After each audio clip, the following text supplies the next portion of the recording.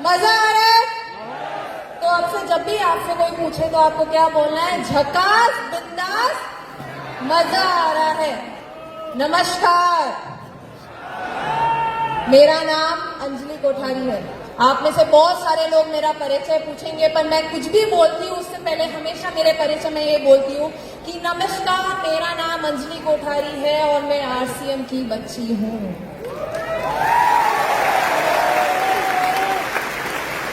RCM 24 साल का है, मैं 25 साल की हूँ। शुरुआत से जब भी मैंने मेरे पापा को काम करते हुए देखा, सिर्फ और सिर्फ आरसीएम करते हुए देखा, मैंने आरसीएम को बढ़ते हुए देखा और मैं आरसीएम के साथ बढ़ी।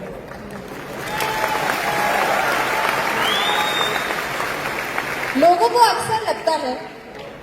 अक्सर लगता है कि अगर इसके पापा ने शुरुआत से आरसीएम किया, अगर अंजलि कोठारी के पापा जो कि मिस्टर मुकेश कोठारी, आप सब लोग उन्हें जानते हैं, अगर अंजलि कोठारी के पापा ने शुरुआत से आरसीएम किया और अंजलि कोठारी ने शुरुआत से आरसीएम होते हुए देखा, बढ़ते हुए देखा, तो इसने हमेशा से डिसाइड करके रखा होगा कि इसको आरसीएम ही करना है। सब लोग ऐसा सोचते होंगे, बट ये लड़की ऐसा नहीं सोचती थी। इस लड़की ने पहले नौकरी की और नौकरी के बाद ये लड़की समझी कि अगर जिंदगी में कुछ करना है तो आरसीएम ही करना है।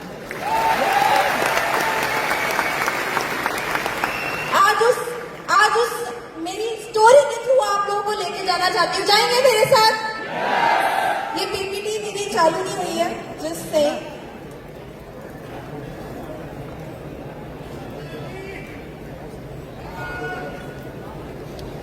आज मैं बात करने वाली हूँ किसके बारे में? Job versus RCM.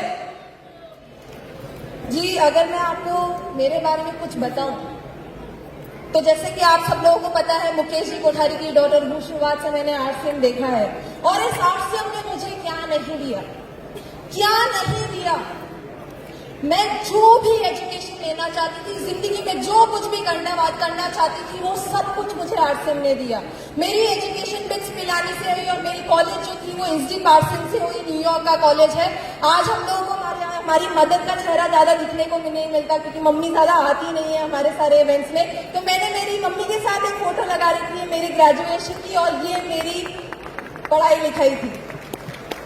आज मैं जो भी हूँ और स्टेज पे खड़े होकर अगर बोल रही हूँ तो सिर्फ और सिर्फ आरसीएम की वजह से हूँ और किसी की वजह से नहीं हूँ। ये मेरी हमेशा से लाइफस्टाइल रही, बट फिर भी मैंने कभी सोचा नहीं था मैं आरसीएम करूंगी। मैंने कभी नहीं सोचा था। मुझे हमेशा से लगता था कि मेरे पापा जिस जॉब में अच्छे हैं उन्होंने वो चीज कर ली, मेरे पापा जिस चीज में अच्छे हैं उन्होंने वो चीज कर ली। मुझे पता है कि मैं फैशन में अच्छी हूँ, मैं फैशन करूंगी, इसलिए मैंने फैशन कम्युनिकेशन की डिग्री ली और मैंने बॉलीवुड में नौकरी की। मुझे पता है मैं जहाँ पे नौकरी करती थी ना, बहुत सारे लोगों का ड्रीम होता है। बहुत सारे लोग जिस नौकरी को मैं करती थी वहां पे पहुंचने के लिए मरते हैं। मुझे पता है शुरुआत में मैंने नौकरी को इतने लगन के साथ की, इतने पैशन के साथ की, इतने मन के साथ की। वो लगन और पैशन मेरी जॉब में मेरे पास रहा ही नहीं था बात, क्योंकि रोज सुबह मैं 8:30 बजे उठती थी और रोज घर में 3:30 बजे आती थी। ये मेरी लाइफस्टाइल बन चुकी थी। मैं क्यों काम कर रही थी, किसके लिए काम कर रही थी, मुझे समझ में नहीं आता था। मैं तो सिर्फ रोती थी। यहाँ पे देख रहे हैं मेरी शक्ल, यहाँ पे मैंने रोता हुआ शक्ल डाला है, ये मेरी शक्ल थी। मैं क्यों काम कर रही थी मुझे पता नहीं था। और यही चीज मैं थोड़ा सा अगर रिवाइंड करूँ ना और आप लोगों को बताऊं कि मेरे और मेरे पापा के बीच में एक दिन क्या कॉन्वर्सेशन हुई थी जब मैं नौकरी करने के लिए पहली बार जा रही थी। मैं एक दिन सुबह, जब मैं नौकरी मैंने सेलेक्ट नहीं की थी, मैं सेलेक्ट करने जा रही थी, उस दिन सुबह मैंने पापा के साथ चाय ली और चाय पे मैंने मेरे पापा को एक क्वेश्चन पूछा और वो क्वेश्चन था कि पापा, मैं एक नौकरी करने वाली हूँ, आप मेरे को बताओ एक अच्छी नौकरी होती कैसी है, एक अच्छी नौकरी कैसी होनी चाहिए। और उस दिन मेरे को मेरे पापा ने बोला कि बेटा, तू 2 साल नौकरी करके तो देख, तुझे पता चल जाएगा कि तेरे काम में और मेरे काम में डिफरेंस क्या है। दो साल का टाइमलाइन दिया था मेरे पापा ने। इस लड़की ने 1.5 इयर्स में ही डिसीजन बना लिया आरसीएम करने का। क्यों देखा, क्या देखा, क्यों देखा, क्या देखा? जैसे जैसे मैं अपनी नौकरी में सीनियर होती जा रही थी ना, वैसे वैसे मेरे को मेरी नौकरी में टाइम बहुत देना पड़ रहा था। मैं बहुत अच्छी नौकरी कर रही थी। जैसे आज किसी के भी पास में शिल्पा शेट्टी आके बैठ जाए तो कितना अच्छा लगेगा, बहुत अच्छा लगेगा ना। अगर अनिल कपूर आपका हाथ पकड़ के बैठ जाए तो बहुत अच्छा लगेगा।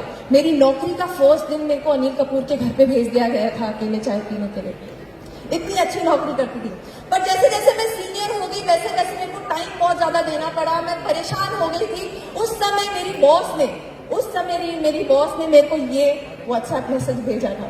ये मेरी व्हाट्सएप ये जो व्हाट्सएप मैसेज है, ये मेरी बॉस ने मेरे को उस समय भेजा था। ये बोला था कि जैसे जैसे आप अपनी नौकरी में सीनियर होते जाओगे वैसे वैसे आपको और टाइम देना पड़ेगा। मैं पहले ही रो रही थी। मेरे खुद के लिए टाइम नहीं था। मैं मेरे पापा मम्मी से बात नहीं कर सकती थी। मुझे समझ में नहीं आ रहा था, जिस नौकरी को मैंने मेरा सब कुछ दे दिया, जिस नौकरी को मैंने मेरा सब कुछ दे दिया, अब वो नौकरी मेरे से क्या एक्सपेक्ट कर रही है, क्या दूं इसको। और उस दिन मुझे समझ में आया, सच्ची में ये सच्ची कहानी है कि उस दिन मुझे समझ में आया कि शायद मेरे पापा जो करते हैं वो मेरे से तो अच्छा ही है।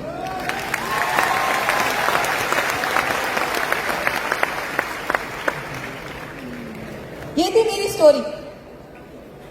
मेरी नौकरी ने मुझे क्या नहीं दिया, मेरी नौकरी ने मुझे क्या नहीं दिया?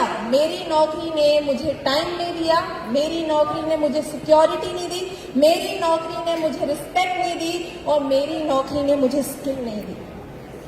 बट मेरे पापा को आरसीएम ने क्या दिया? मेरे पापा को आरसीएम ने दिया टाइम, वो सिक्योरिटी जिसकी मैं भूखी थी।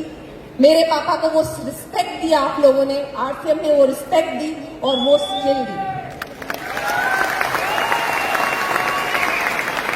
सब कुछ दिया मेरे पापा को, जो भी मेरे पास नहीं था ना एक नौकरी में। अगर मैं इसके बारे में थोड़ी सी बात करूं तो शायद मैंने टाइम के बारे में आपको समझा ही दिया है कि कैसे मेरे नौकरी में मेरे पास टाइम नहीं था। पर सिक्योरिटी मेरे लिए सबसे बड़ा रीजन था कि क्यों मैंने नौकरी छोड़ी।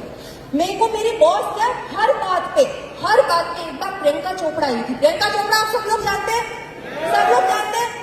जोश थोड़ा कम हो गया क्या? जय श्री राम, वेरी गुड। प्रियंका चोपड़ा का नाम आप सब लोग जानते हैं। प्रियंका चोपड़ा एक बार इंडिया आई थी और वो है ना स्टेज पे आके उसको कुछ बोलना था। प्रियंका चोपड़ा बहुत बड़ा इवेंट होने वाला था, तो प्रियंका चोपड़ा के लिए पूरी स्क्रिप्ट बना के दी थी मैंने। और मेरी बॉस ने मेरे को वार्निंग दी थी कि प्रियंका चोपड़ा को साफ साफ बता देना उसको क्या बोलना है। मैंने स्क्रिप्ट दे दी, प्रियंका चोपड़ा ने बोलना चालू किया। जैसे जैसे उसने बोलना चालू किया, बोलते बोलते वो कुछ उसने ऐसा बोल दिया जो उसको नहीं बोलना चाहिए था। उसने बोल दिया, मैंने तो स्क्रिप्ट दी थी, फिर भी उसने बोल दिया। और वहीं पे सबके सामने इतने बड़े ऑडिटोरियम में मेरी बॉस मेरी टर्न करके चिल्लाई और बोली कि कैसी लड़की है, तूने ऐसा कैसा कर दिया? जब मैंने तेरे को वार्निंग दी थी उसके बाद भी तूने ऐसा कैसा कर दिया, मैं तेरे को फायर कर दूंगी। और ये मेरी ही बॉस नहीं है, सब लोगों की बॉस है। सारे बॉस होते ही ऐसे खड़ूस करके, सारे बॉस हर बात में मेरे को फायर करने की बात करती थी। और दूसरी सेंस में अगर सिक्योरिटी बोलूं तो ये मेरा सबसे बड़ा रीजन था। और ये था कि मेरी नौकरी मेरे को फ्यूचरिस्टिक नहीं लगती थी। मेरी नौकरी हमेशा मुझे ऐसा लगता था कि मेरी नौकरी मेरे हाथ से चली जाएगी और मुझे पता भी नहीं चलेगा। और आप सब लोगों के साथ, आप सब लोग जितने भी लोग नौकरी करते हैं ना, आप सब लोगों के साथ ये होने वाला है। आगे देखिए होता है क्या, क्योंकि AI आने वाला है। मेरी नौकरी में मेरे साथ यही होने लगा। इसलिए मुझे पता चल गया कि अगर मेरे को जिंदगी में कुछ करना है तो आरसीएम ही करना है।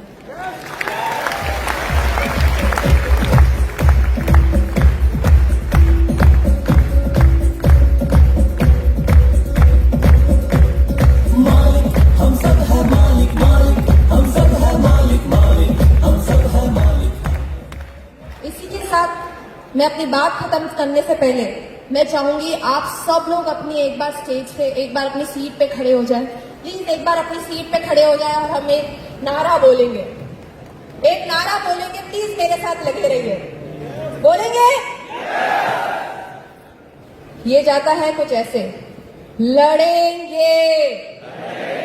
ऐसे स्विंग होना चाहिए यार, थोड़ा स्विंग करना चाहिए। चलो लड़ेंगे, दौड़ेंगे, जोड़ेंगे, और अब आरसीएम के सारे रिकॉर्ड तोड़ेंगे। और उस आरसीएम के सारे रिकॉर्ड कौन